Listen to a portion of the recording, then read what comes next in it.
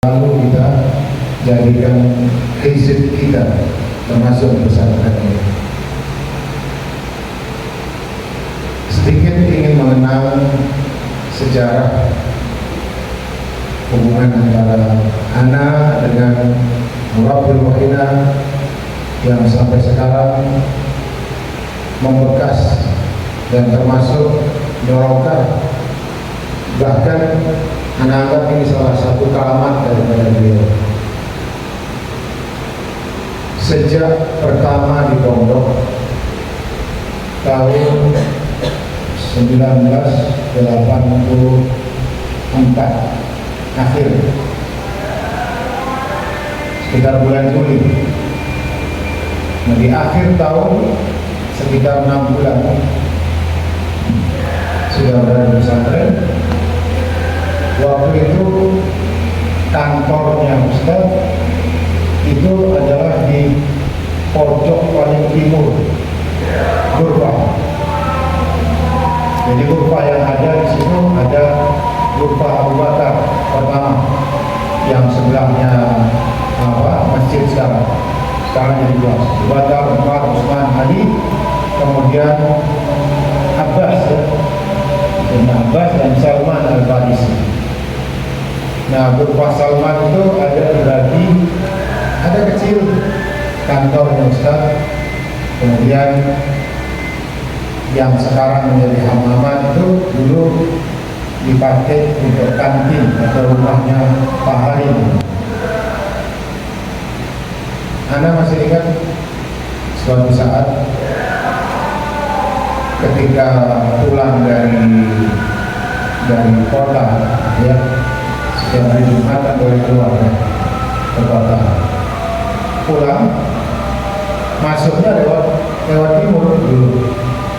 Ya, hamaman itu masih terbuka, masih kelihatan, angkot dari pondok masih kelihatan. Turun langsung masuk. Nah, di situ Ustaz baru keluar dari kantor. Baru keluar, Anda sendiri baru datang. Jadi ke papasan. Ustaz panggilan, ya Syekh, kun Syekhan. Ya Syekh, kun Syekhan. Itu cuma mujarad nyopo saja Ustaz. Ya Syekh, kun Syekhan. Yang kedua, wa murabbiyan. Amin. Hanya cuma bilang amin. Ternyata apa yang diucapkan beliau sesuai. Ya. Yang diucapkan, ya Syekh, kun Syekh, ismi Syekh, wa kuntu Syekhan, wa murabbiyan bil ma'ad. Sesuai dengan apa yang diucapkan, dan itu merupakan doa dari beliau. Dan doa beliau didengar dan dikabulkan oleh Allah SWT. Sehingga saat ini dalam proses yang panjang juga beliau mentarbiyah anak dengan tarbiyah yang khasah, ya, tarbiyah khasah, karena saat itu baru masuk pondok, jumlah santri sekitar 60 santri, dan rumah Ustaz masih ada di Sumatera. Baru 61. Pondoknya hanya ruangan yang induk sekarang. Belum ada rumah Ustaz, belum ada kantor yang dibuka, belum ada. Bahkan pagar antara pondok dengan SMP 13 masih belum ada, kecuali tembok 1 meter. Jadi anak-anak yang ada lahap-lahap itu kalau mau keluar itu tinggal lari loncat langsung ke pagar. Ya. Karena tidak ada besi, hanya 1 meter aja. Ya enggak, Habib Mustafa ingat. Jadi anak-anak yang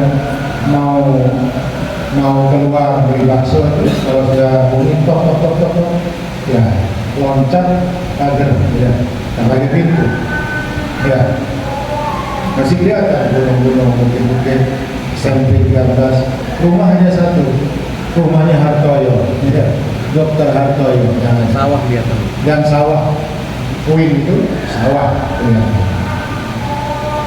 Dan itu tarbiyah yang diberikan, Masya Allah, menganggap tarbiyah khas karena sering dipanggil ternyata rupanya di akhirnya bukan itu isyarat jadi mantu.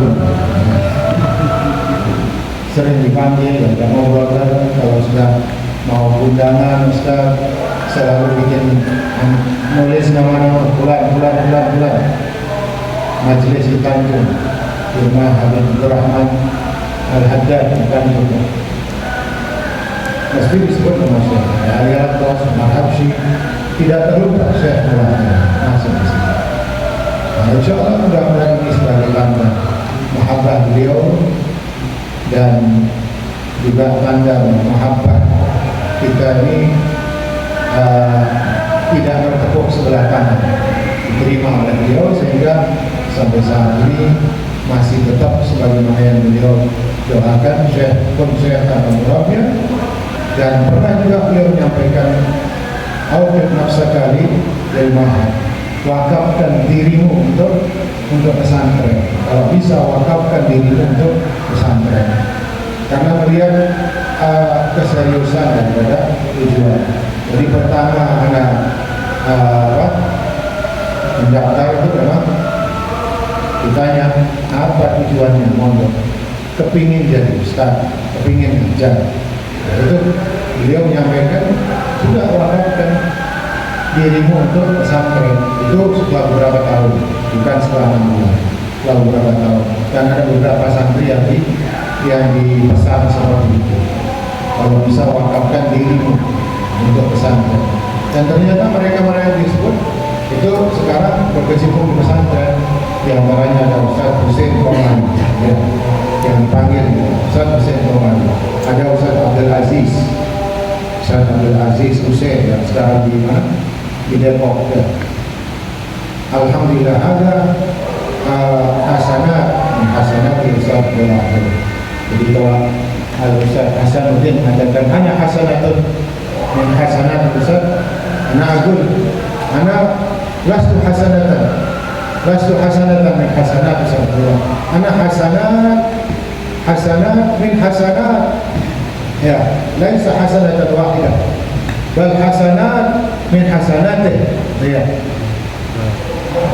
Kalau hasanatan masih kurang ya.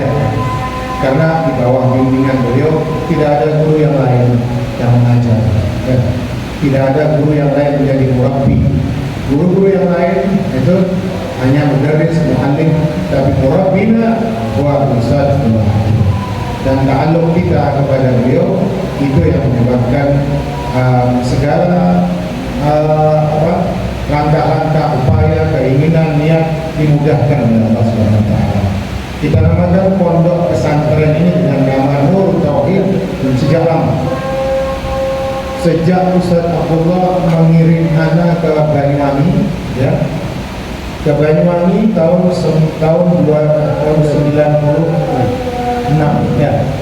Juga bulan Juli 96. Masuk pesantren bulan Juli 84. Masuk Banyuwangi bulan Juli juga tahun ajaran pendidikan ya. Bulan Juli itu beliau menyampaikan semua yang kita dapatkan di sini itu yang kita dapatkan, jangan tinggalkan. Sehingga selama berada di yayasan yang ditunjuk, Yayasan Al-Habib Umar Sedar, Yayasan Alhamdulillah, itu selalu mengembangkan apa yang didapatkan bersama Ustaz Fakhrul, bersama juga dengan Ustaz Muhammad Khalid Al-Irham, salah satu dari alumni Darul Tauhid yang berada di Banyuwangi. Ustaz Khalid beberapa hari yang lalu berapa hari ini? 40 hari. Oh sudah 40 hari ya wafat Ustaz Khalid, yang bersama dengan anak dikirim oleh Ustaz Abdullah ke pondok pesantren Habibullah bersama Ustaz Fakhrul.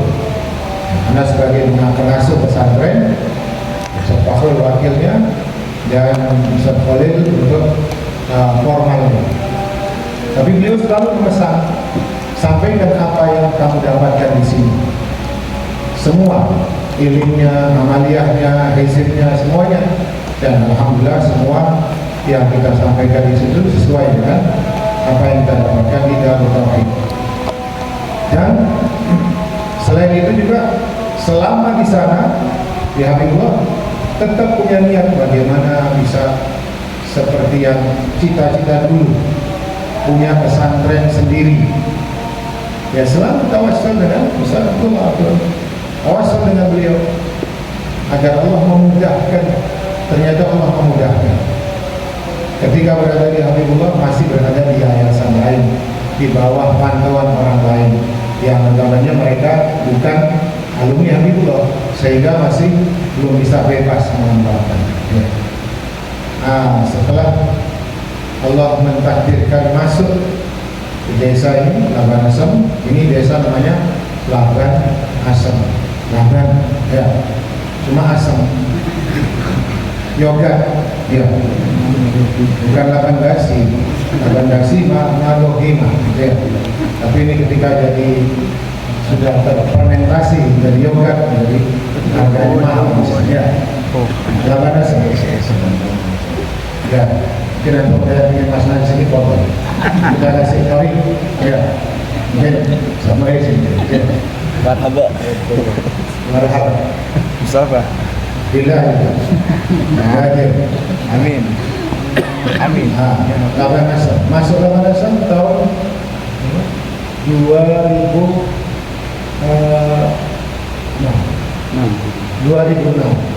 96 masuk Habibullah. 2007 masuk 2007, 11 tahun baru berada di sini, baru kita menamakan Nur Tauhid bin Darut Tauhid. Nur Tauhid bin Darut Tauhid bin Al Khairat. Al-Murabbi Al-Muassis Syekh bin Muhammad. Amal Ma'ad Nur Tauhid, binnya selalu Darut Tauhid bin Al Khairat bin Ubad tadi. Ya. Insyaallah dengan kita menisbahkan ini ke sana, barokah selalu mengalir. Ya. Kita nisbahkan ke sumber kita sehingga barokah selalu mengalir. Jadi kita dari mana kita bersumber ilmu kita harus kita menisbahkan ke sana. Ya. Sebagian orang gengsi menisbahkan dirinya kepada pondok asalnya. Ya. Sebagian orang ada gengsi. Bahkan ada di antara mereka musalaman sama murabbinya yang pertama, salaman biasa. Kita pikir ini biasa faedah, ini biasa barakat. Dia menisbahkan kepada gurunya yang terakhir.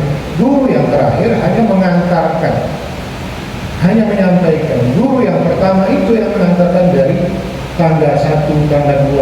Setelah sampai puncak hanya meneruskan apa ke tarikh, kemana meneruskan. Ketika pulang gengsi untuk mengatakan ana min Darut Tauhid, gengsi untuk mengatakan ana min bina, yang disebut guru besarnya yang ada nggak yang gitu? Ada, bukan ada, agak banyak yang gitu ya. Tapi kita kalau seperti itu tidak ada barokah. Ilim mungkin dia dapatkan, kelihatan ilimnya, tapi barokah tidak ada. Tidak ada barokah. Jadi dari mana kita pertama belajar, maka kita harus menisbahkan kepada saya muridnya fulan. Saya tidak bangga, tidak gengsi, walaupun saya keluar dari tempat fulan, kuliah di sini, tapi saya pertama berada dari pesantren Darut Tauhid. Itu rijal, itu orang-orang mulia dan akan dimuliakan terus oleh Allah SWT. Jadi ini hanya sekedar mengingat dan pesan kepada para santri. Ya, para santri kita juga ada yang punya niat memberangkat ke Bali, ada yang sudah berangkat. Tapi alhamdulillah di antara mereka sudah berangkat, ada yang sudah pulang, ada yang masih di sana, yang mereka masih tetap ta'alluq kepada kita. Ta'alluq kepada kita. Yang itu mungkin insya Allah sebagaimana kita selalu ta'alluq kepada Syekhuna wa Murabbina, dan itu turun kepada para murid kita.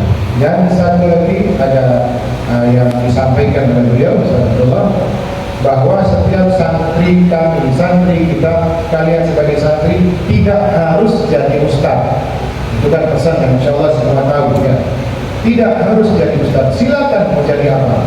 Menjadi pedagang, menjadi pengusaha, menjadi pejabat, menjadi apa saja, silakan. Hanya saja yang diinginkan oleh beliau, jangan lupa nasrul ilm, menyebarkan ilmu dimanapun kita berada. Kalian berada sebagai pedagang, sebagai pengusaha. Ini ada Habib Mohsin, pengusaha muda bagaimana? Insya Allah akan menjadi donatur tetap di dalam Tauhid. Amin. Mustafa juga, ada Mustafa bin Ali. Nah, sedang merangkak. Ini pendukungnya Prabowo. Insya Allah. Ntar lagi cair, ya. Ntar lagi cair. Kalau sudah cair jangan lupa, jangan lupa. Ya, asin hisaban yasira. Ayat ini mudah-mudahan bisa menjadi support buat kita. Yang saya sampaikan dengan pengalaman dan juga termasuk keramat. Ada satu ya di antara keramat yang masih ingat. Antum mungkin ada tahu salah satu khirij namanya Mustafa Al-Hamid. Mustafa Al-Hamid. Beliau itu ada di Tanggul, Min Tanggul, dari Zona Tanggul.